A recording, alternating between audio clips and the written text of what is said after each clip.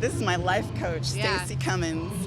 Hi. So I met Kristen 2 years ago. All she knew that she wanted to do was compete, and I knew how to get her there.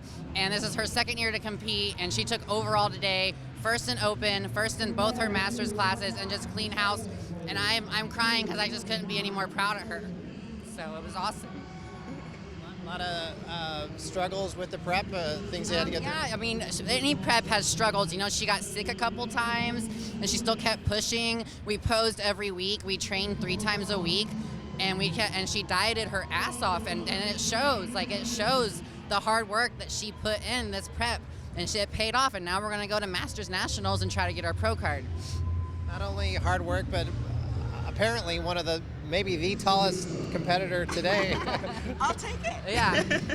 I'll take it. Yeah, she is I'm tall. bringing height back. Hey, to tall brings a lot of beautiful muscles. So, and she's a beautiful woman, and she deserved the win today.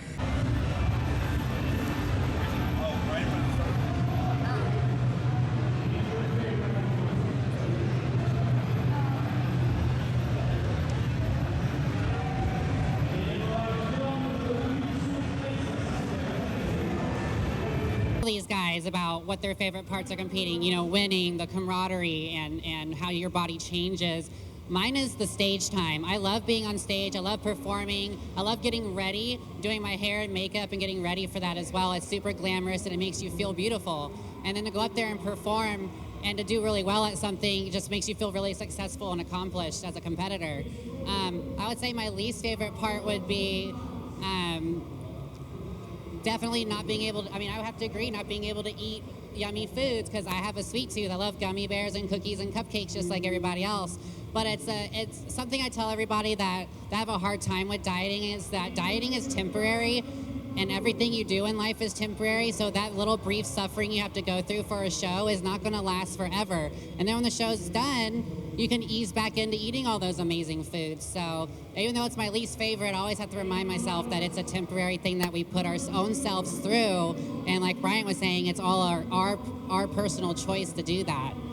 So another question I think would be good is what would y'all say to a first-time competitor going into a national level show, not a state level show, but a national level show? Like, what would be something that you would tell them? Yeah. Want to go first? Okay. I'll go ahead and go first on that one. All right, so to add to what these fine gentlemen all said, yes, I do agree. You know, you want to make sure you're in top shape to go to nationals. You don't just go just because you won a small show. And I know you guys said win overall, but I have actually never won an overall. I placed first in my state level show, and I went to nationals right away, and I went pro in 3 shows. So that doesn't happen, but y'all, that doesn't happen all the time either. So, but I did a big show. I did the Dallas Europa, and I won my class. So that's what had me going to there. But I would say a lot of people, when they go into their first national level show, I think they get super nervous because like, wow, it's nationals. You know, it's a big stage, lots of competitors, and they kind of, you know, raise their cortisol levels and get super nervous. But I think if you go in treating it like a normal show, go in knowing that you're looking your best, and don't compare yourself to the other competitors. Compare yourself to your last physique. I mean, if you know you belong up there, then you belong up there, and to not stress about it being a national level show. Like, go there, do the work, get it done, and come home with a pro card if that's what you're trying to do. So, do y'all have any questions that y'all would like to explore? Okay, so I do have one question, just to help and support other athletes.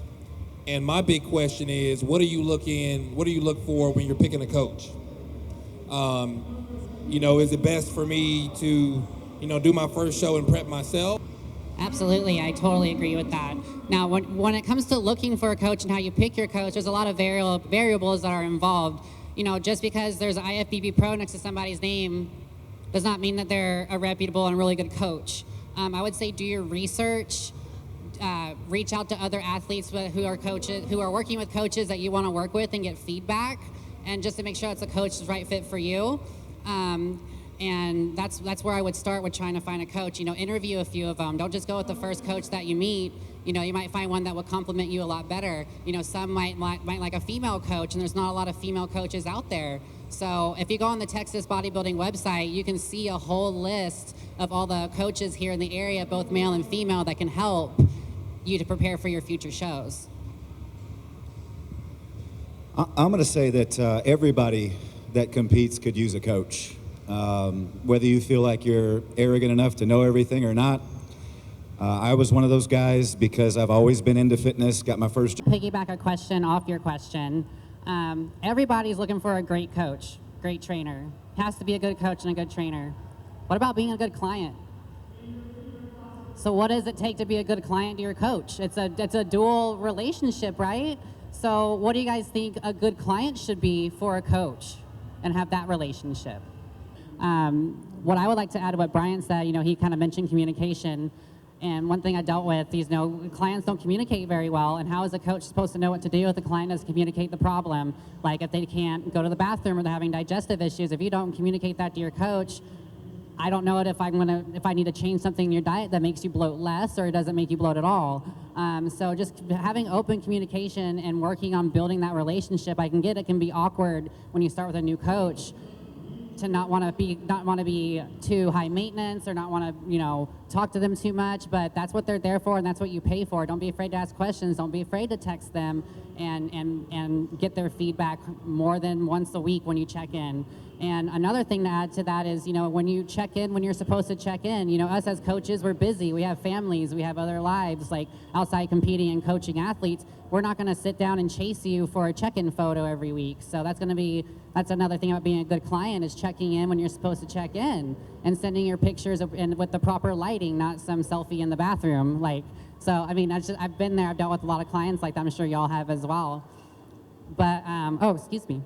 I'm going to go ahead and wrap this up. Guys, do you have anything else you'd like to add or any questions or anything about your businesses as coaches or anything like that? So I would like to say my name is Divine. Awesome, and thank all you guys for coming and speaking with me today and taking time out of your busy schedules. My IG is Stacey with an EY, Lauren _IFBB Pro, and we're going to go ahead and get off here and let the other group come up and speak. So thank you all for your time.